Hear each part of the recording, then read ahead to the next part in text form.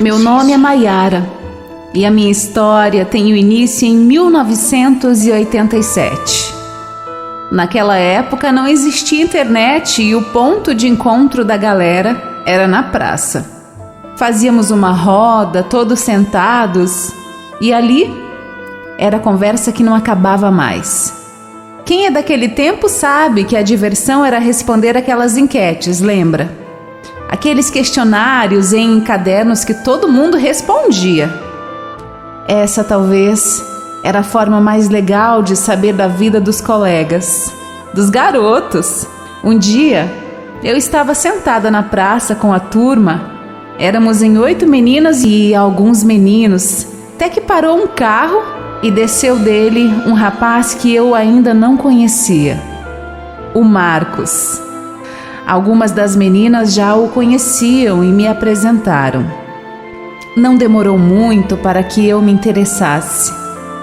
O Marcos era muito bonito, gentil. Nós conversávamos sempre, até que marcamos de sair. Eu, ele, o irmão dele e uma das minhas amigas, a Emilinha. Algum tempo depois já estávamos namorando. Foram 2 anos de namoro e o Marcos me fazia sentir a mulher mais feliz do mundo. Ele trabalhava com o pai, era caminhoneiro, viajava muito. Nos víamos sempre de fim de semana e na segunda-feira ele partia para a estrada. E a rodinha de amigos na pracinha continuava. Era quase de segunda a segunda. Quem chegava primeiro sentava e esperava. Aos poucos, todos iam chegando. Um dia cheguei na pracinha e o Carlos, o melhor amigo do Marcos, me falou algo que eu estranhei. O Marcos já chegou. Ah, é? Nossa, mas ainda é quinta. Eu achei estranho ele não ter me procurado, mas pensei, por ser quinta, talvez ele tenha vindo antes porque aconteceu alguma coisa com o caminhão, sei lá. Continuei ali conversando e do nada me dei conta que uma das minhas amigas também não estava ali. Naquela hora, me deu um frio por dentro. E não sei se era o sexto sentido, intuição, só sei que me deu uma coisa. Cadê a Tuti? Sei não, ela não veio ainda. Ninguém sabia dela. Ficamos ali até tarde e nada do Marcos chegar também. Eu não sei o que me deu naquele momento, mas do nada eu pedi a bicicleta do Carlos emprestada e fui na casa da Tuti. Quando eu fui chegando perto, vi o carro do Marcos. Me escondi atrás de um caminhão e não demorou muito. Eu vi os dois saírem de dentro do carro. Eu tremia muito, fiquei tonta. Esfregava as mãos nos olhos. Parecia um pesadelo, mas não era. Eu pude ver nitidamente os dois no maior amasso.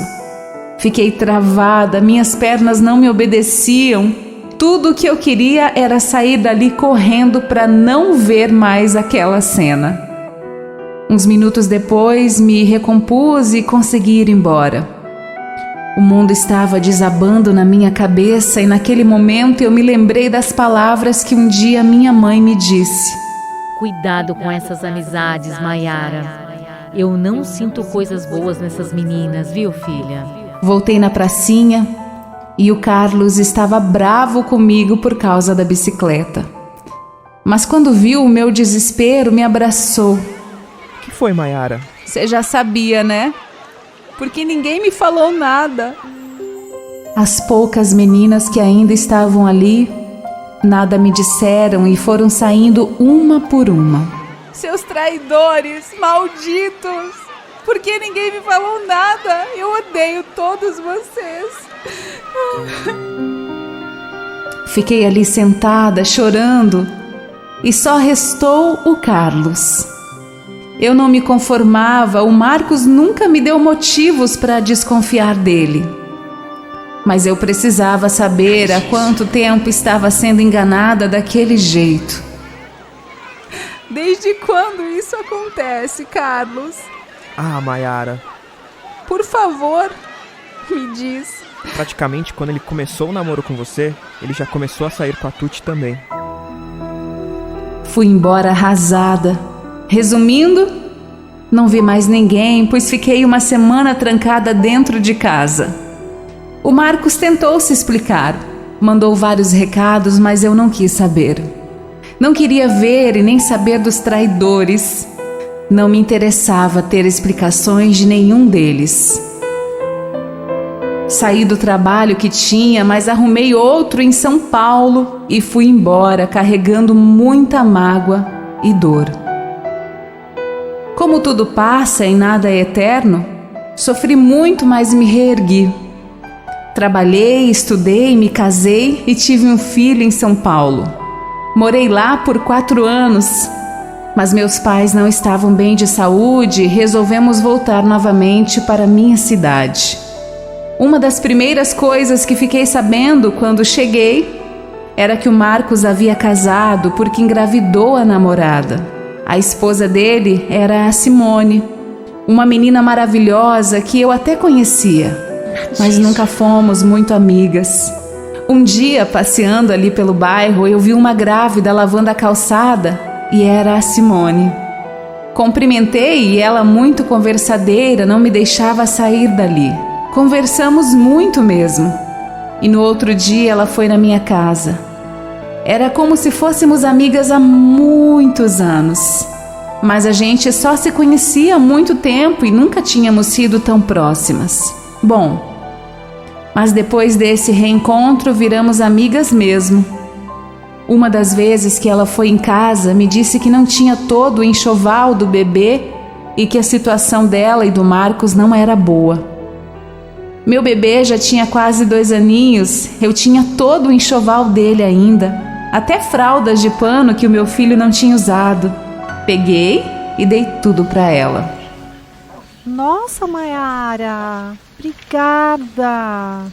Gente, tá tudo novinho. Imagina, Simone, espero que sirva, viu? Olha, eu quero que você saiba que mesmo você sendo ex-namorada do Marcos, isso não muda nada a nossa amizade, viu? Eu sei. Mas lógico que eu só ia na casa dela quando o Marcos não estava lá. Meu marido vivia viajando também e com os 2 maridos ausentes, nós 2 acabamos muito unidas. Quando o bebê deles nasceu, eu esperei alguns dias para visitar. Conferi se o Marcos não estava em casa e fui ver o bebê, que já estava com quase 1 mês de vida. A Simone quis aproveitar que eu estava lá para tomar um banho e eu fiquei na sala com o bebê no colo enquanto ela entrou no quarto. De repente, a porta da sala se abre e o Marcos entra. Meu Deus! Eu não ouvi nenhum barulho de caminhão. Oi, tudo bem? Oi? Eu fiquei totalmente sem jeito. Ele foi até o banheiro, lavou as mãos, conversou com a esposa. Deu para ouvir ele contando para ela que o caminhão tinha quebrado na entrada da cidade. Saiu do banheiro, veio perto de mim e deu um beijo no filho dele.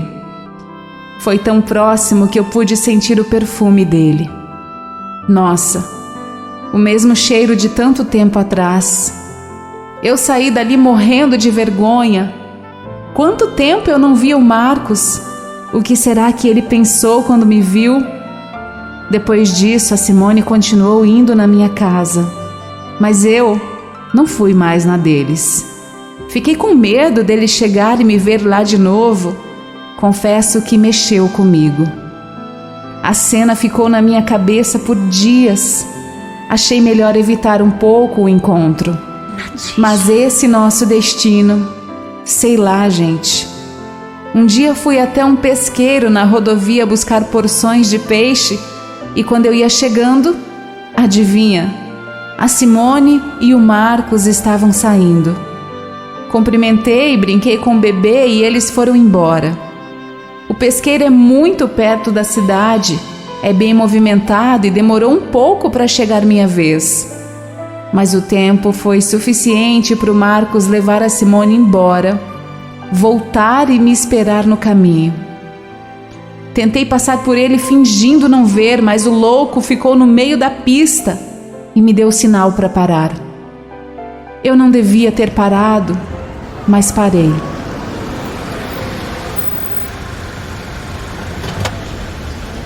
Você perdeu o juízo? Tá doido?